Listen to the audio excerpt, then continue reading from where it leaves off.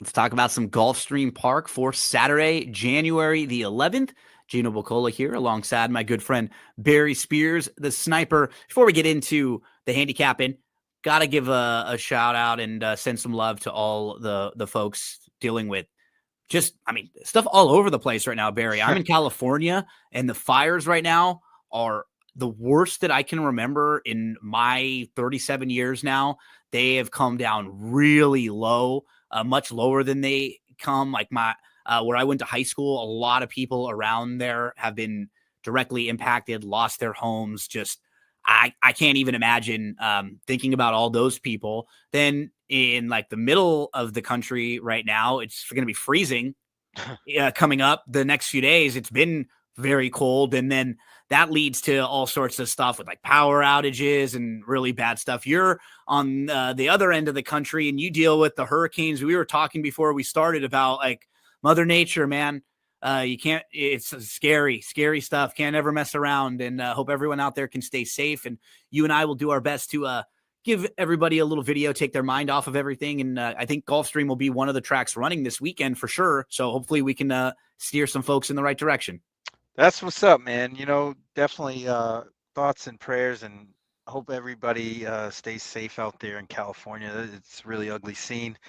I know from experience through hurricanes and stuff, what Mother Nature can do, and she's not to be messed with. But Now, definitely hope everything works out there. so as we record on Thursday evening ish, right now, Santa Anita canceled their racing for Friday. They're going to check back again on Friday to see about Saturday. We'll see what the air quality looks like. A lot of times it has to do with the wind, how the wind shifts if it pushes away. But those fires got really close into the Pasadena, Altadena. There were evacuations in Monrovia and Duarte and Sierra Madre, like really close and above Santa Anita. And that was just one of many places there were fires in so also out Southern California.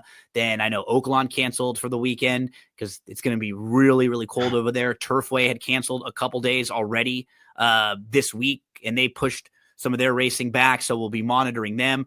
Aqueduct canceled on Thursday. So a lot of cancellations, a lot of bad weather all over the place. Hopefully you guys are all safe and sound.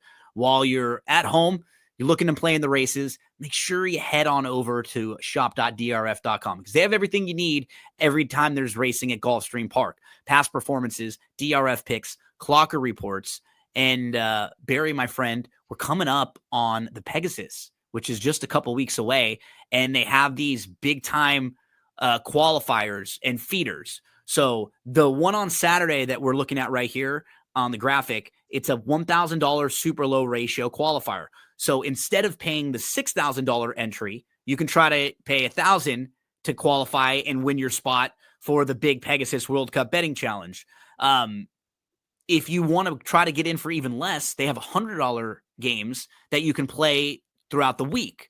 So check those out. Maybe you can get the $100 game to jump you into this $1,000 game, and you don't have to pay the $6,000 entry fee. Then you feel like you're really playing with house money, just qualifying for a big tournament like that because you're swinging for some really big prizes. So take a look at these this weekend, especially if you're going to be playing the races at Gulfstream Park like myself and like Barry Spears will be. Let's jump on out there, Barry, as I pull up the daily racing form past performances for Gulfstream Park. Barry, why don't you give us your plug right now at the very beginning? Talk to everybody about where we can find more from you, because I know the Wolf of Oakland was talking to me today. You guys are going to be doing some more stuff on the YouTubes and even pulling up the daily racing form past performances sometimes. Yeah. We had our first live episode today, and it went very well. We're just gonna do one longer episode, usually on Thursdays, and then a lot of short ones during the week. So we're kind of changing things up, trying to get ourselves out there and lead everybody to some winners, because that's really what we're searching for. That's always the goal. Let's see if we can do that on Saturday, Gulfstream Park. If you want to follow along, we're going to look at races 7 through 11. Just got to give a little bit of a sad kind of stand up on my soapbox old man moment. Man, I remember when they came out with the Sunshine Millions, the Oh yeah, concept. it was on TV. Oh man, and it was so fun because you had half the races at Gulfstream, half at Santa Anita, but they were the different divisions. So you'd have some of the Florida horses ship over to Santa Anita, some of the Right. California horses ship over to Gulfstream, and you'd get these big fields. They'd have the pick fours that would go back and forth from each track. My dad and I were talking about it earlier. It was such a blast, and things have changed, and they have like some of these races and the days kind of spread out a little bit more for the Florida breds and for California breds. But I see these races and they just remind me of how cool these days used to be, because these were always the horses that weren't quite your Breeders' Cup caliber horses, or maybe not all even graded stakes caliber, but they got a chance to run for really big money. And you usually got big fields and competitive races. Yeah, claiming crown-esque. But Yep. I do recall they had like this NTRA celebrity handicapping tournament with the Sunshine Classic races on both, Mm-hmm. in California and Florida. I forget what year it was. I'm gonna pull it up. I'm gonna put it out on Twitter or X or whatever you want to call it these days. But yeah, those were always fun races. Always competitive. Um, just kind of like the Claiming Crown, Yep. where you get a big fields of competitive horses from both coasts. So you'll get a few of those races this weekend at Gulfstream, and then a couple over at Santa Anita. Not quite the same. There's not big stuff connecting a lot of them, although there will be a coast-to-coast pick five where you can play in some of those races. So let's go late pick five, Saturday, Gulfstream Park. We're going to go races 7 through 11. We'll start in race number 7, where we have a maiden special weight for newly turned 3-year-olds. They're going to be going a one-turn mile in here, Barry, and I think some of the major players, I'm going to start to the outside. You look at the number 9, Camp Hale, just the races that he exits. So in his debut, very good second at Keeneland. The horse who was third that day, Patch Adams, who came back and earned a 98 Beyer speed figure. When he won in his second start, he crushed a field by 10.5 lengths. He actually beat the number 6 horse in this race, Can't Stop Munnings, in that race. So if you look at Can't Stop Munnings, you see he lost to Patch Adams. And then the second start, Camp Hale lost to Guns Loaded, who we just saw come back and win the Mucho Macho Man last week. The third place finisher in that race, who Camp Hale defeated, Ain't No Disco, came back and won a maiden special weight, earning a 77 Beyer speed figure. We also saw Brodeur in there come back and win a maiden special weight in his next start, earning an 81 Beyer speed figure in doing so. So this race came back very live. The Patch Adams race also has come back extremely live. His speed figures are very good, but both of his races have been at 6 furlongs, so he'll have to stretch out to a mile. He's definitely the horse to start with. I'm sure he's going to take the most money in here, but when you have a lot of others with just a start or just a couple starts, they certainly can improve quickly from one start to the next. So I think he's the one to begin with the talking, at least, about this race. Yeah, absolutely. I mean, just the fact that he finished ahead of Patch Adams Yep. and was relatively close to Guns Loaded, kind of says everything. But you kind of have to tread lightly because this horse doesn't like to finish races and is stretching out for the first time. So Yep. I would be real careful about taking a short price on a horse like this, even though on paper he kind of stands out. Yep. I think there's some equalizers here. I mean, the horse is training like a monster. He's going to be bet down below 5-2 for sure, even if he isn't the favorite. He'll definitely be under 5-2. There's some other horses to take a look at, and you mentioned one of them. Can't Stop Munnings, I think, is real interesting in this Yep. spot, especially after getting blown out by Patch Adams. He was pretty clear of the third place horse in that event, and like you said, that race came back live, and I think he might get a good trip here, because he's going to sit a good trip. There's really nobody that's going to sit the same kind of trip unless maybe the one or two out of those top barns kind of forces themselves into that spot. But of the horses that have run, I think Can't Stop Munnings is actually going to get the best trip. I like the 6 quite a bit as well. I think you have the 3 races going 7 furlongs, and look at the horses who he's lost to. We just talked about Patch Adams, so we'll show you him again in a minute. His career debut lost to a horse named Built, Look at Built. He just came back for Wayne Catalano. He won the Gun Runner with a Mm. 92 Buyer speed figure. He won that race by 6 3/4 lengths. Runner up that day, Render Judgment, came back to win a maiden special weight, and then he's been in a couple stakes races since then. So that's a very nice Didn't he race. finish behind Built in that Yeah, race too? yeah. So that's a excellent race. And then the Sonic Skedaddle race was also a good one. This is a horse who's come back and tried stakes races the next couple, but when he won that day, he was really impressive coming from way off the pace. So yeah, I think he's got some foundation too with the 3 races at 7 furlongs. He's shown a little bit of versatility, but I agree. I think he's going to sit a pretty good trip from just off the pace. He's one I definitely wanted to mention. And the 10, I think is worth taking a look at too. Mm-hmm. He sort of kind of loomed up and he just kind of kept grinding, all the way. And it was at 7 furlongs in the debut for Mott. Now Joel jumps aboard. A lot of these horses will get Lasix for the first time. I think you can just project a little bit of improvement here. Whereas Camp Hale's probably at like what he's going to run right now. He'll probably be another race in that range. Some of the horses that we mentioned might be able to jump up a little bit. Well, the thing about Love 'Em or Liam is I think this horse is I would like this horse if he weren't out in the Drawn 10 the fold outside because he's going to be in between. They got to make a decision here with what right, kind of and trip they want, right? having Joel on this horse, I don't think he wants to force the pace, which means he's going to have to go head and head with Camp Hale. Or And take way back and make the right, roundabout, right? yeah, I mean, unless they think they can just kind of run with Camp Hale a little bit and drop in, but that doesn't seem ideal either because these are young horses. They don't have that kind of rateability yet. So that really downgrades his chances for me. Gosker, I would Not, take a second look at sure. Nothing because wrong with the you debut there. know, yeah. Plus, this horse is probably going to be really good on the stretch out. Yeah. Nyquist out of a Tappet mare. I think the stretch out was eminent, and then Ain't No Disco isn't a bad horse either. That this horse finished behind last time, I was and in the Camp Hale races too. Yeah. yeah, I would think Gosker rates a really good chance in here. It's just all about the price. This one's a half sibling to Harvey's Little Goyle, who was a very solid horse. This was a horse who was multiple graded stakes winner, grade 1 winner, was good on both surfaces. So has the pedigree, as you were pointing out, to just be a little bit better, even going longer here. And you see some of these horses that were in the direct siblings going a little bit longer were successful. So Yeah, I think also the ability to pass yeah, horses is probably a good thing in a race like this because these are young horses. The paces heat up quite a bit. And if you've proven yourself like the 6 Can't Stop Munnings has,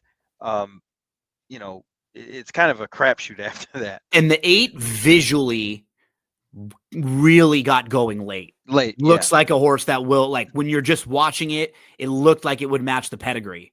That slowish start and then kicked into gear. So doesn't always translate just like this, but it looked like a horse who should appreciate the extra distance. I mean, we kind of got to 6, 8, 9, and 10 as some of the major contenders in here. I think those are sort of the top players in here.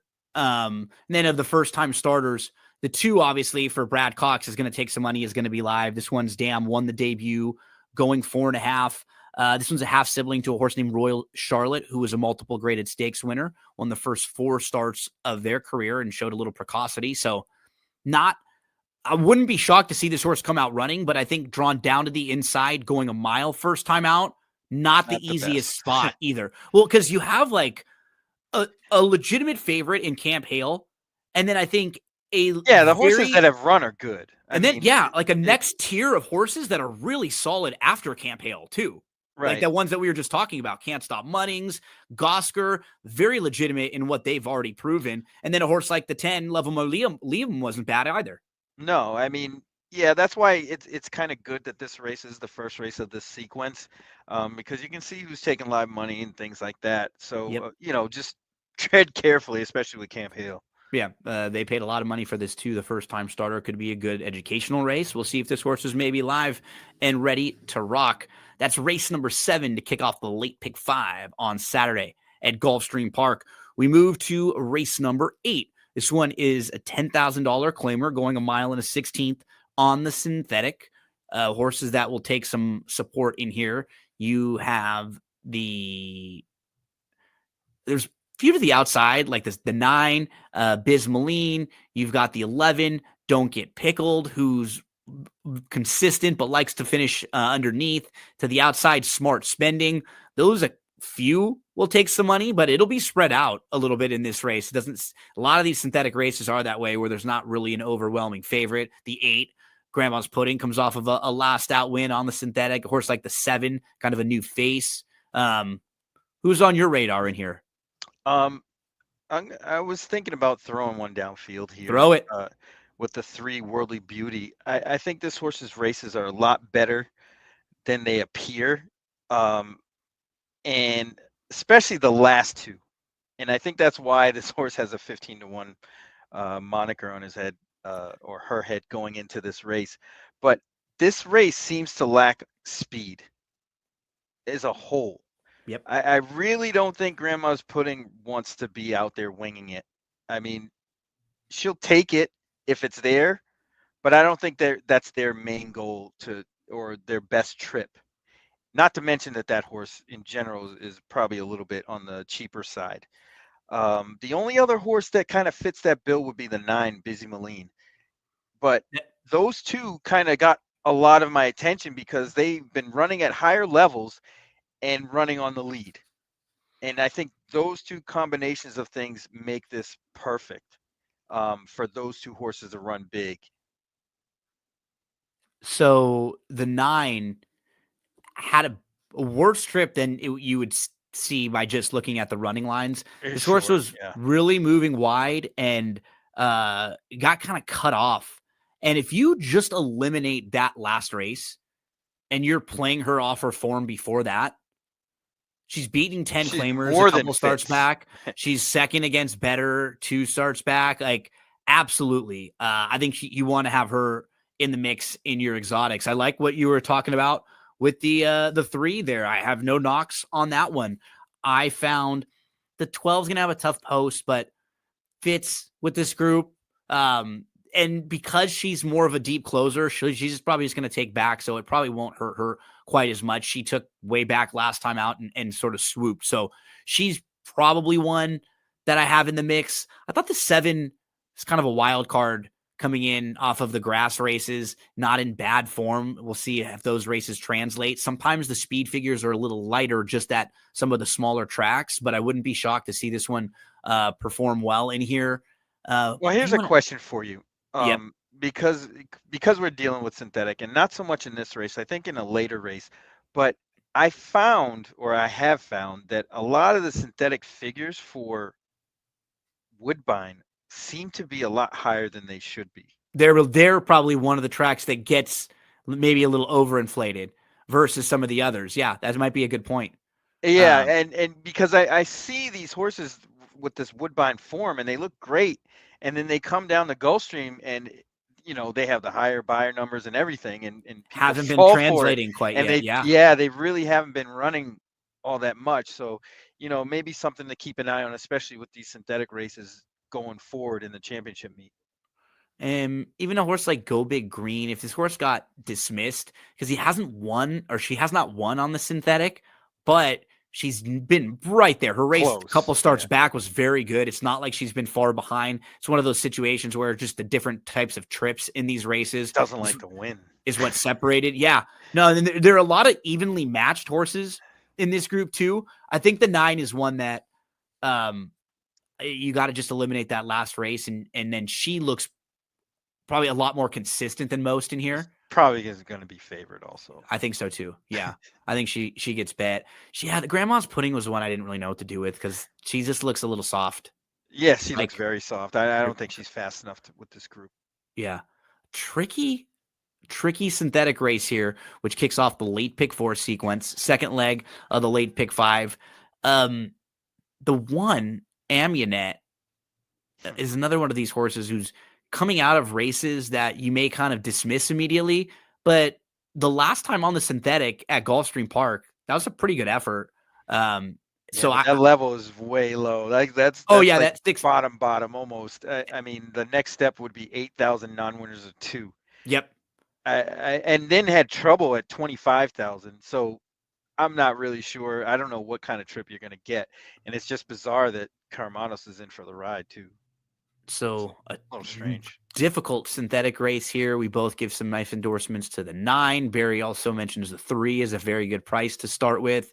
I thought the 12 and maybe even the 7 were a little bit interesting as some prices to throw in. So uh, good luck in race number 8 as we move to race number 9.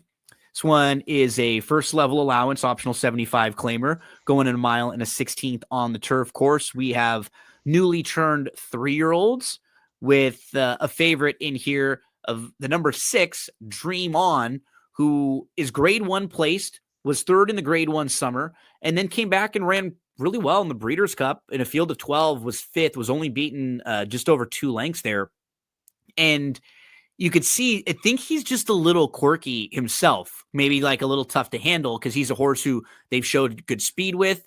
Then in the summer, he sat a little bit off the pace. He moved early, but that stretch at Woodbine is really long, and a lot of horses can move early there. So it's pretty easy to look at his form overall, his last 3 races, and just see, okay, he was against pretty tough horses in the Breeders' Cup, moved a bit early in the summer, but he is grade 1 placed and he's dropping out of stakes company. So starting point with him, Dream On, who is 6-5 on the morning line. Which But is amazing to me. yeah, yeah, I 6-5, really? I that's mean, short. don't don't get me wrong. He's a nice horse, but he's won one time in a maiden, and ran okay. I think that 90 buyers may be a little bit high. Agree. We were Uh, just talking about some of the Woodbine it's like, buyers maybe being up on the synthetic. That one might be a little high too on the turf. yeah. I mean, do you really think this horse is a 90?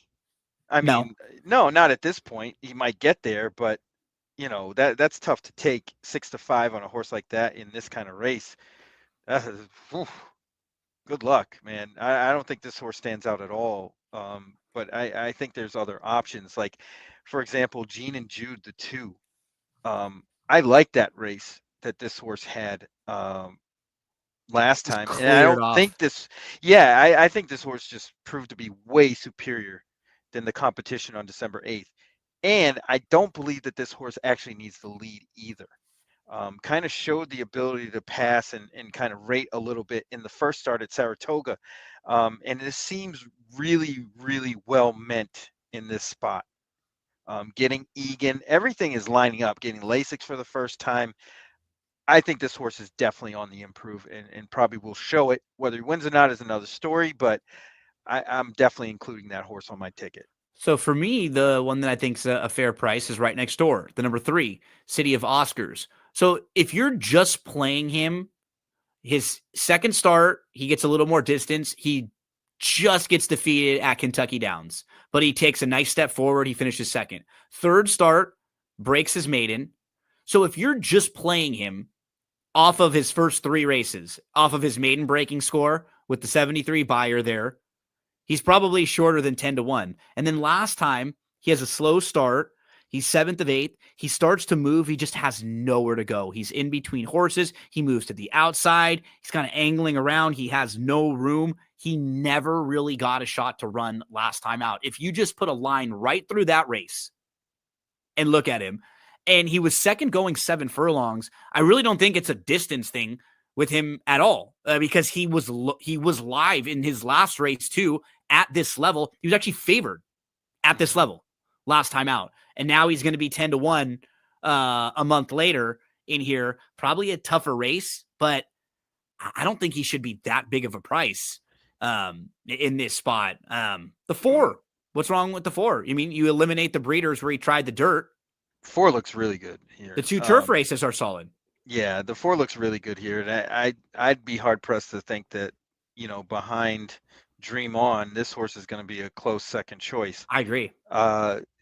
Those 2 races, his maiden at Colonial and then the Kentucky Downs race were really, really good races. I just don't think this horse won in any part of the dirt. So you could just No, put a line through that. And that was a really good race on the dirt from East in Avenue who general. just crushed that field and nobody was even close because he just wired them. Right, exactly. So you can definitely put a line through that. And, obviously the horse looks or appears through training that this horse is developing. You see 3 bullets there.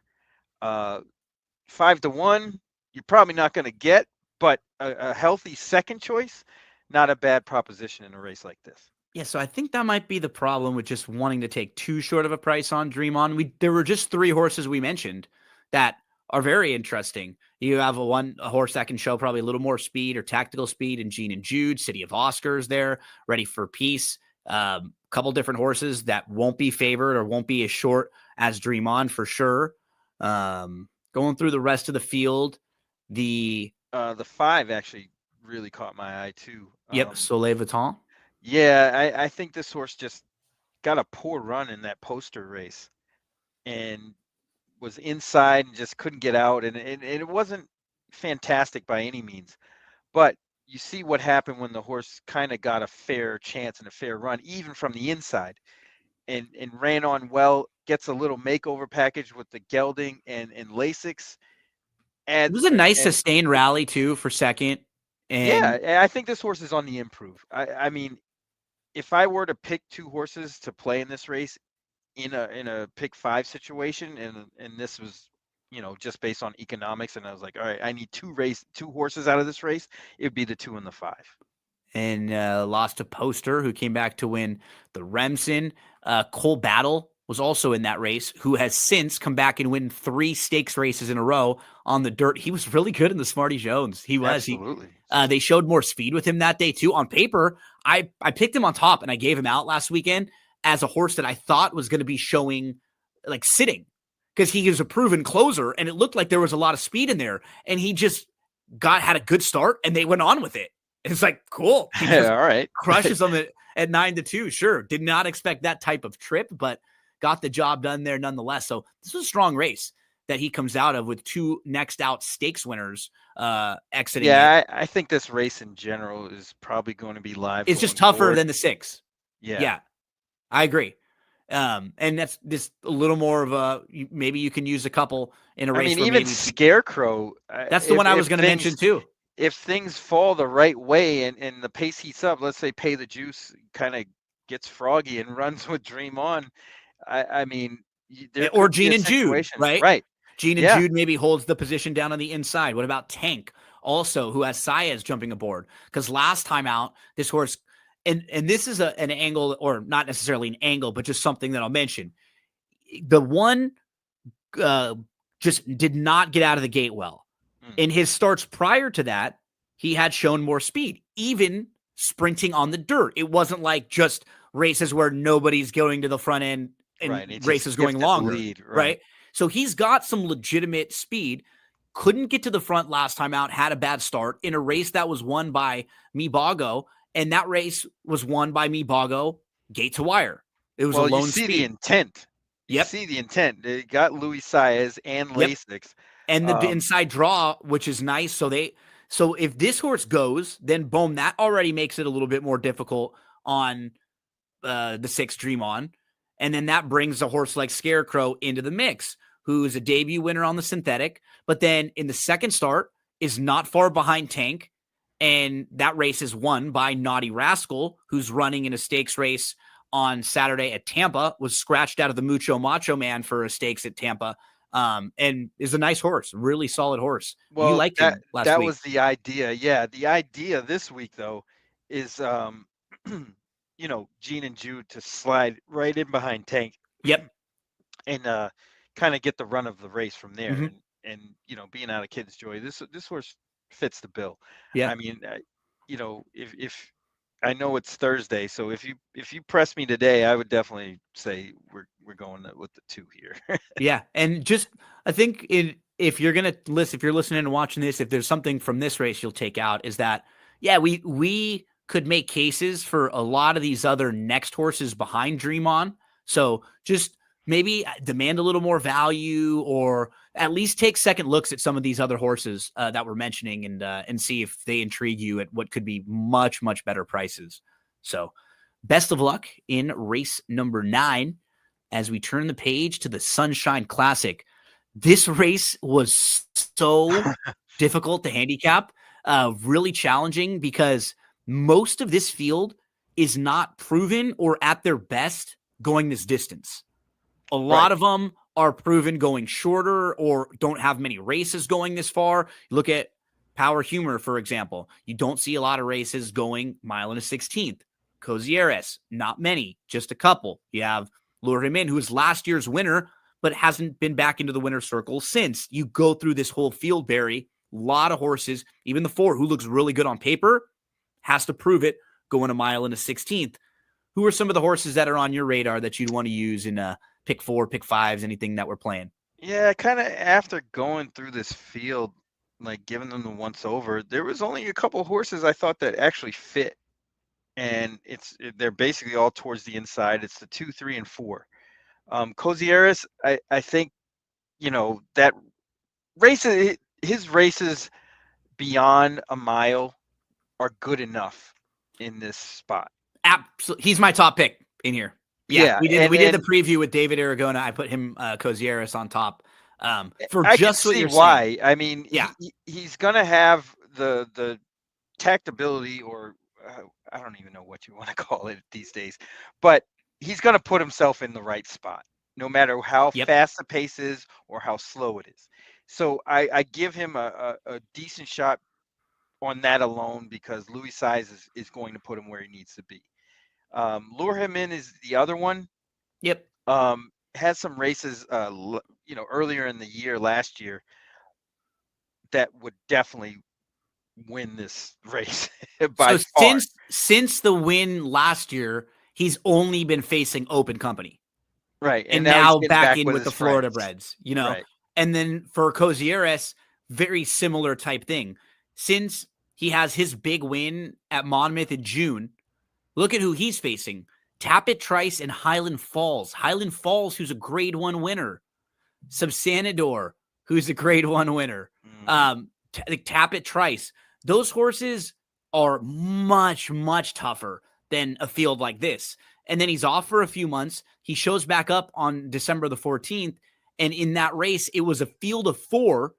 And Big Martini was the no doubt about it speed. And Lone speed. Cozieres had to kind of try to press him, which is not what he wants to do. That's not the trip that he wants. He wants to sit a little bit behind that. So he got caught up doing the dirty work, but it was And a 4-month probably layoff too. it He and it needed was the race. I was going to say it was probably a really good race to get to build some fitness, to gain a lot out of. So now he can step up, second start back. We know he's got a high ceiling. He just hasn't been as consistent because they've taken some shots with him. Like look at his odds, for example. He hasn't been in races where he's been an overwhelming favorite because they take some big swings with him. Yeah, no, he's definitely always competitive. I mean, he's made a lot of money. Yeah. He's definitely competitive in most of the races he's in. They place him in spots that are realistic, including this one. I mean, people are probably going to fall asleep at the wheel seeing that 72 and 68 at the top of the past performances, but this horse can run. So you talked about the 3, Lure Him In. The other one, the 4, he's super obvious, right? Lightly Yeah, raced. He just looks really good on paper. Yep. yeah, he might just overwhelm this field, unfortunately, at a short price. Mm-hmm.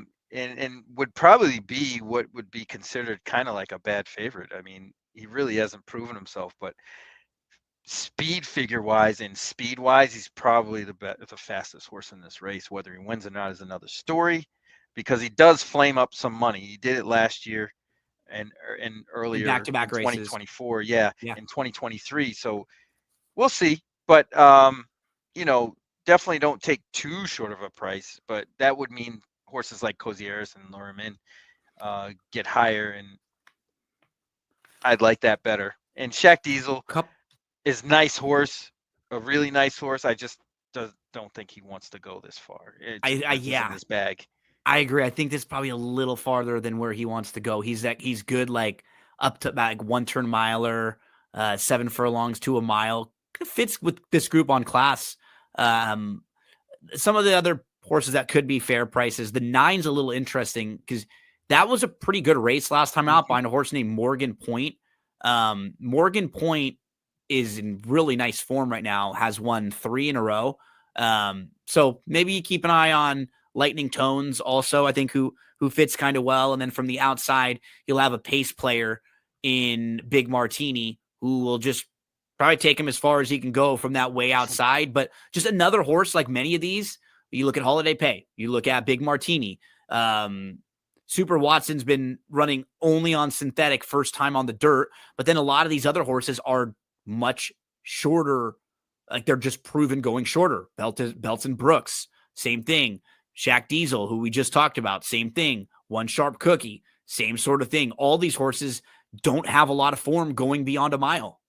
Yeah. Of note, um, lure him in, and one of the reasons why I did mention this horse is basically following the same pattern he did to win last year. Well, and what's Um, funny is I specifically remember this race because on paper, Octane and Lure Him In were like 8-5 and 5-2 on the morning line. mhm. And I singled, we Yeah, did I like a remember. coast to coast pick 5 or whatever, and I Yes. singled Lure Him In Yep. because I thought the two of them were going to be pretty close, on prices. And I was shocked that Lure It Him In was was that 7-1. lopsided. Yeah. He just didn't get bet at all. And it was funny because he had trouble in the race too, kind of got stopped, and then came on again and swooped up and went by And nailed Octane, Octane who late. was the Yeah. heavy favorite that day. So, I mean, you look, he earned a 97 buyer speed figure. Like, if he runs anything back to that, or like the Oh, this is a 92 cakewalk.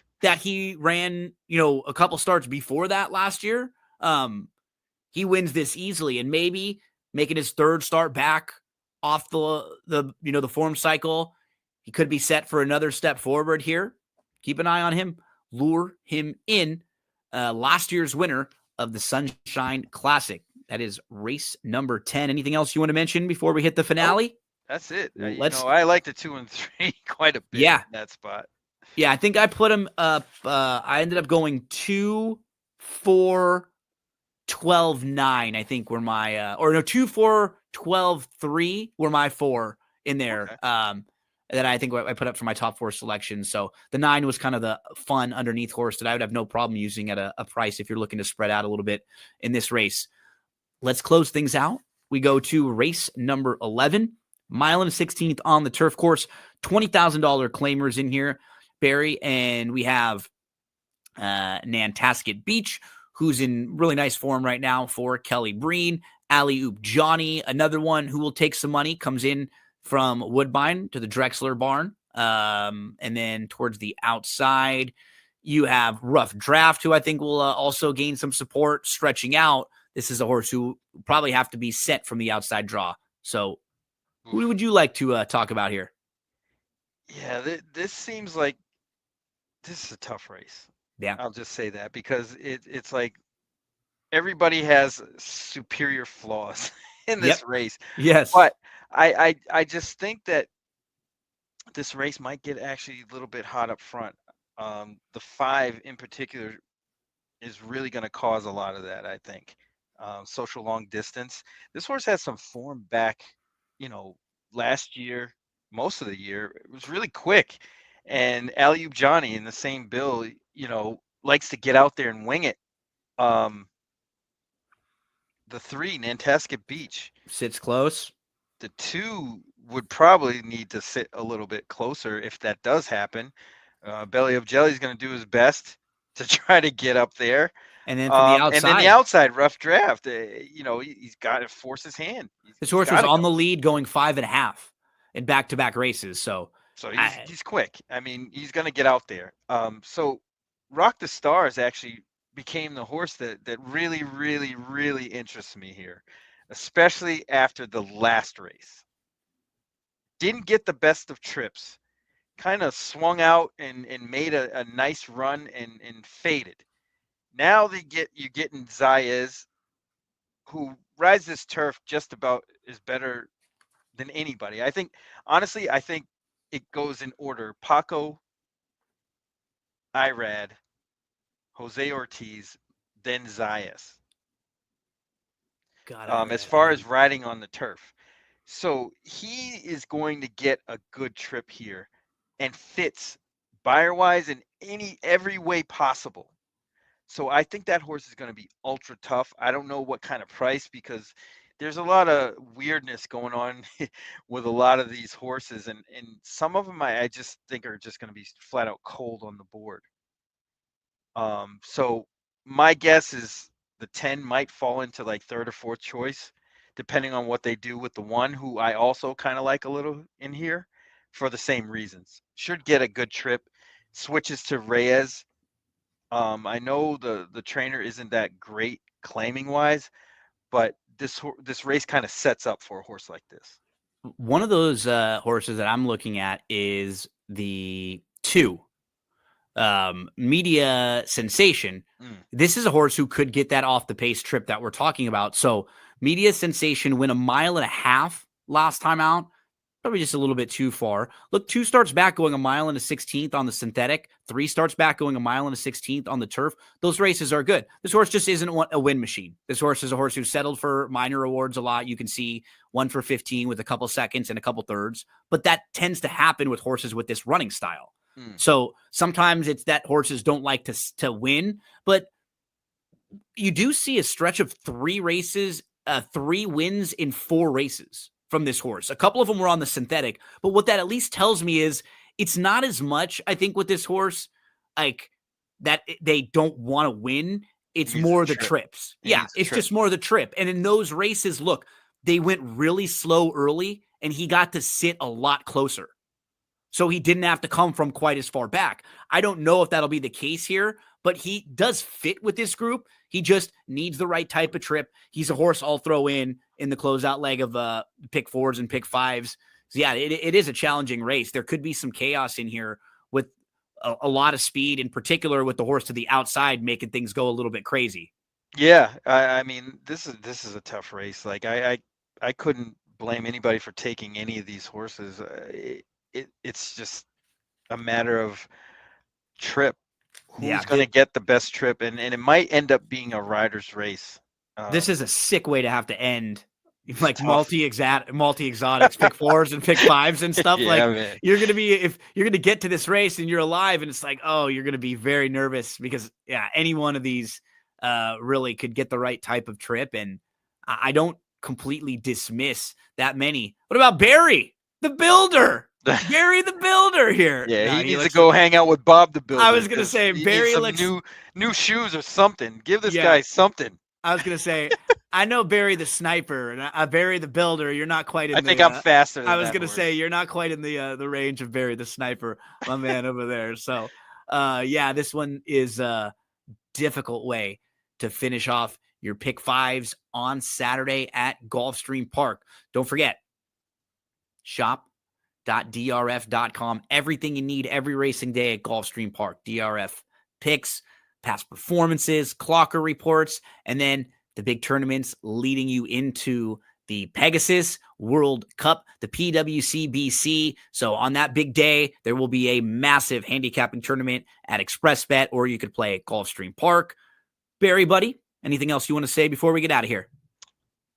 Stay warm, stay safe for those out in California, and Happy New Year, everybody.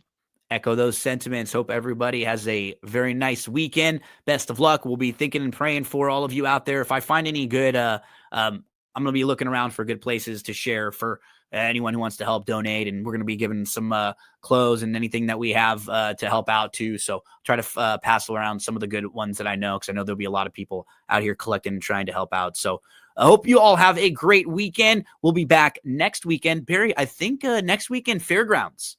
They have the Lecomte and then a bunch of those really good undercard stakes races. So we'll kind of get started. We took a look at it last weekend, but next weekend kind of feels like when you get that first prep from Fairgrounds, it's kind of like, okay, now the big rounds of these prep races are going to start. We'll have Philly stakes race next weekend for the 3-year-old fillies. We'll have for the 3-year-old boys, and we'll get to see who kind of is at the top of the division over at the Fairgrounds. So looking forward to it. I think then we'll go Pegasus following that. We have some really fun stuff coming up in the next few weeks. Yeah, man, I can't wait. The Derby season is going to be here before we know it. We're already on the road. We'll be talking to you again next week. Make sure, if you can, subscribe to the YouTube channel below and let us know who you're playing all throughout Saturday at Gulfstream Park. Best of luck. The soothing sounds of Joey Cleveland. Take it away.